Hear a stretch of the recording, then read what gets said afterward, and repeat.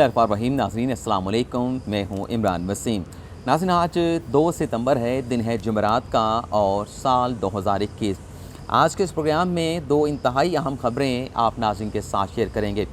पहली ख़बर में हम बात करेंगे सुप्रीम कोर्ट ऑफ पाकिस्तान में जहांगीर तरीन की शुगर मिल से मुतल्लिक जिस मुकदमे की समाअत हुई, अदालत उस्मा ने उस मुकदमे की समाअत करते हुए जहांगीर तरीन की मालियाती चालाकी, मालियाती होशियारी को किस तरीके से पकड़ा और वफाकी हुकूमत की अपील पर समाअत करते हुए अदालत उस्मा के 3 रुकनी बेंच ने जहांगीर तरीन की शुगर मिल से मुतल्लिक क्या हुक्म जारी किया, क्या फ़ैसला जारी किया, ये डिटेल आगे चल के आप नाज़रीन के साथ शेयर करेंगे। दूसरी नाज़रीन आज की हमारी ख़बर यह है कि हुकूमत पाकिस्तान की तरफ से कामयाब जवान प्रोग्राम को अब 1 साल के लिए मौखर कर दिया गया है। इस प्रोग्राम के तहत नाज़रीन 3 करोड़ पाकिस्तानियों को 3 साल में 16 अरब के कर्ज़े मिलने थे, लेकिन वजारत ख़जाना के ज़राए अब ये कन्फर्म कर रहे हैं, वजारत ख़जाना के ज़राए ये बताते हैं कि कौमी और आलमी मालियाती इदारों के खदशात और तहफ़्फ़ुज़ात की बुनियाद पर इस प्रोग्राम को 1 साल के लिए मौखर कर दिया गया है। वजारत ख़जाना के ज़राए के मुताबिक कौमी और आलमी मालियाती इदारों के वो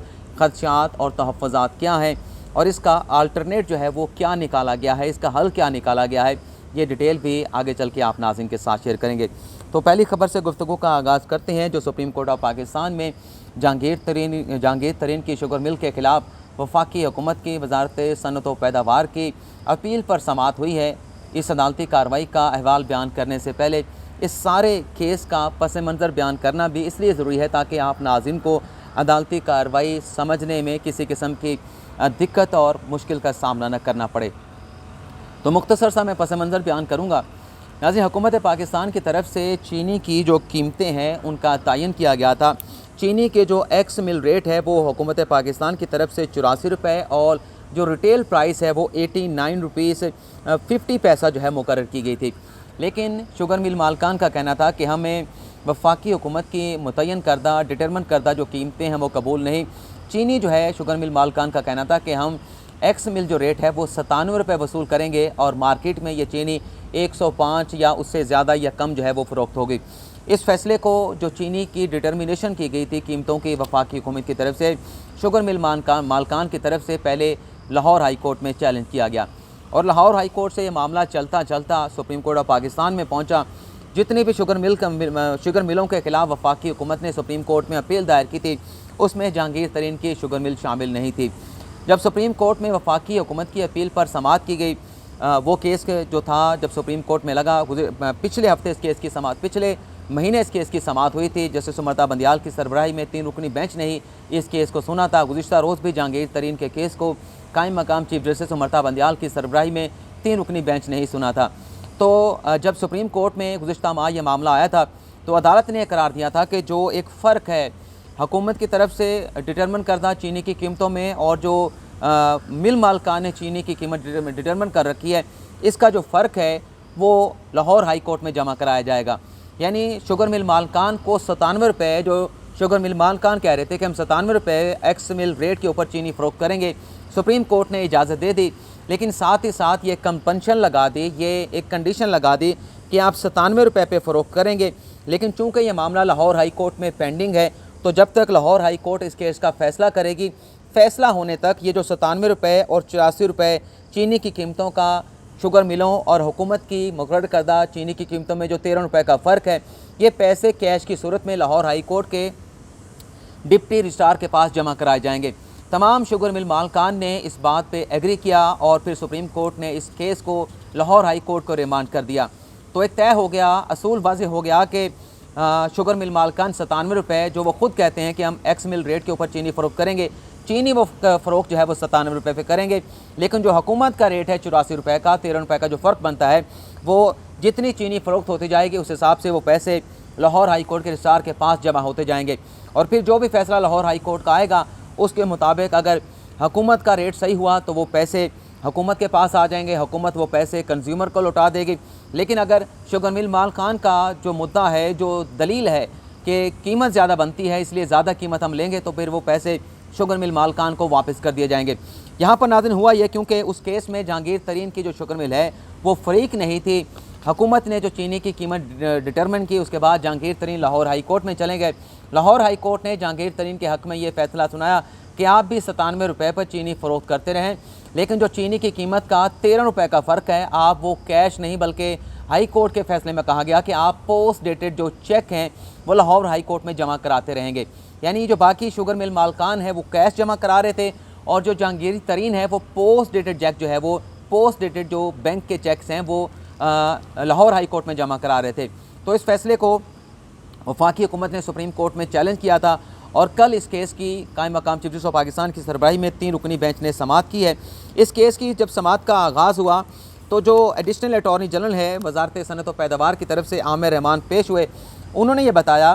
कि नोटिफिकेशन आ चुका है कि जो चीनी की कीमतों का हुकूमत और शुगर मिल मालकान के दरमियान फ़र्क है वो नोटिफिकेशन के मुताबिक कैश की सूरत में लाहौर हाई कोर्ट में जमा कराना है, लेकिन जहांगीर तरीन के जो शुगर मिल है वो पोस्ट डेटेड चेक जो है लाहौर हाई कोर्ट में जमा करा रही है। जहांगीर तरीन की शुगर मिल की तरफ से कैश जो है वो लाहौर हाई कोर्ट में जमा नहीं करवाया जा रहा। यानी आमिर रहमान ये कहना चाह रहे थे कि बाकी जो शुगर मिल हैं वो तो कैश जमा करा रही हैं, लेकिन जो जहांगीर तरीन की शुगर मिल है वो पोस्ट डेटेड चेक जमा करा के जो कैश है उसे अपने इस्तेमाल में ला के मज़ीद उस पर पैसा कमा रहे हैं। तो ये एक फ़र्क मौजूद है जहांगीर तरीन और बाकी की जो शुगर मिलें हैं उनके दरमियान, इस फ़र्क को ख़त्म किया जाए। तो पहले तो कायम मकाम chief justice Pakistan justice Umar Bandial ने कहा कि हमने तो कैश जमा कराने का हुक्म दिया था, ये किस तरह से पोस्ट डेटेड चेक जो है वो जमा करवाए जा रहे हैं। इस पर सुप्रीम कोर्ट ने कायम मकाम chief justice of Pakistan justice Umar Bandial ने additional attorney general Aamir Rahman से कहा कि आप तौहीन अदालत की दरख्वास्त जो है वो दायर करें। हदायत कर दी गई, लेकिन बाद अज़ां ये करार दिया गया क्योंकि सलमान अकरम राजा जहांगीर तरीन के शुगर मिल की तरफ से अदालत में पेश हो रहे थे, तो उन्होंने अदालत से कहा कि जो पहले सुप्रीम कोर्ट ने फैसला सुनाया था उसमें हम फरीक नहीं थे, लिहाजा उस फैसले का हम पे इतलाक़ नहीं होता था। तो फिर जस्टिस उमर बंदियाल ने कहा कायम मकाम चीफ जस्टिस ऑफ पाकिस्तान ने कि आप पर भी उस फैसले का इतलाक़ होगा। सुप्रीम कोर्ट ने एक यूनिवर्स टाइप का फ़ैसला सुनाया था, आपको भी कैश जमा कराने चाहिए था, आपको भी पोस्ट डेटेड जो चेक हैं वो जमा नहीं करवाने चाहिए थे। तो इसके बाद अदालत ने इस शर्त के ऊपर इस केस को डिस्पोज ऑफ कर दिया कि जहांगीर तरीन के शुगर मिल भी अब पोस्ट डेटेड जो चेक जमा करवा चुकी है वो वापस लेके कैश जमा कराएगी और उसके बाद जितनी भी चीनी जहांगीर तरीन की शुगर मिल से फ़रोख्त होगी उसका भी जो 13 रुपये का फ़र्क बनता है हुकूमत और शुगर मिल की कीमत के दरमियान, वो भी कैश की सूरत में लाहौर हाई कोर्ट में जमा होगा। और फिर इसके बाद इस केस को जो है वो डिस्पोज ऑफ कर दिया गया, यानी इस केस पर अब जो हतमी फ़ैसला है वो लाहौर हाई कोर्ट ही करेगी। जस्टिस उमर बंदियाल का जिक्र आया, कल मैंने बताया था कि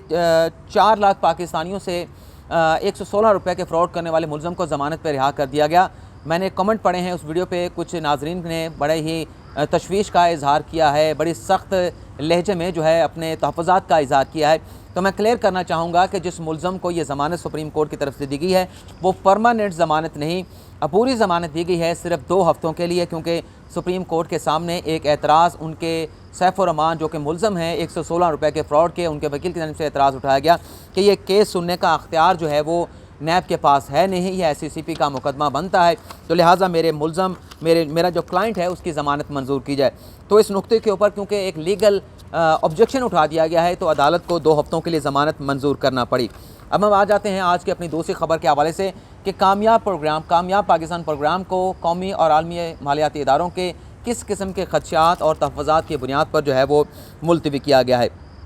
मौखर किया गया है। नाज़रीन, वज़ारत ख़ज़ाना के ज़राए का यह कहना है कि जो IMF है जिससे पाकिस्तान ने कर्ज़ा ले रखा है उसका कर्ज़े का प्लान जो है वो चल रहा है। IMF का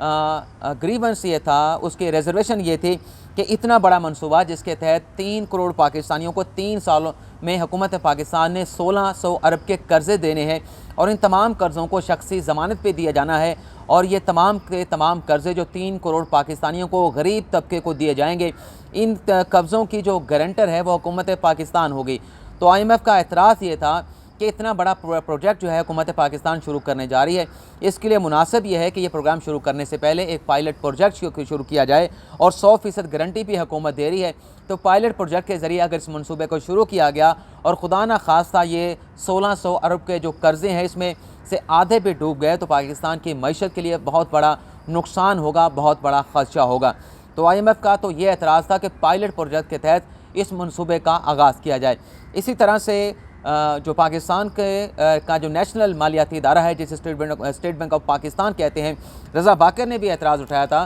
कि हुकूमत पाकिस्तान को 100% कर्ज़ों की गारंटी नहीं देनी चाहिए थी। लेकिन वज़ारत ख़ज़ाना के ज़रा ये बताते हैं कि स्टेट बैंक के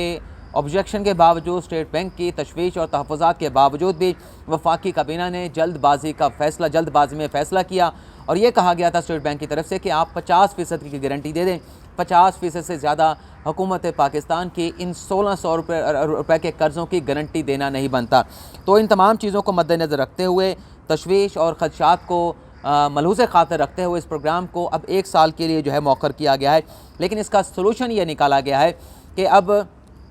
1 साल के लिए इस मनसूबे का एक पायलट प्रोजेक्ट जो है वो शुरू किया जाएगा। इस मनसूबे के तहत जो खैबर पख्तूनख्वा और बलूचिस्तान के पसमानदा इलाके हैं, वहाँ का जो गरीब तबका है, जो गरीब लोग हैं, उनका इंतखाब करके एक महदूद पैमाने पर इस प्रोग्राम का हुजम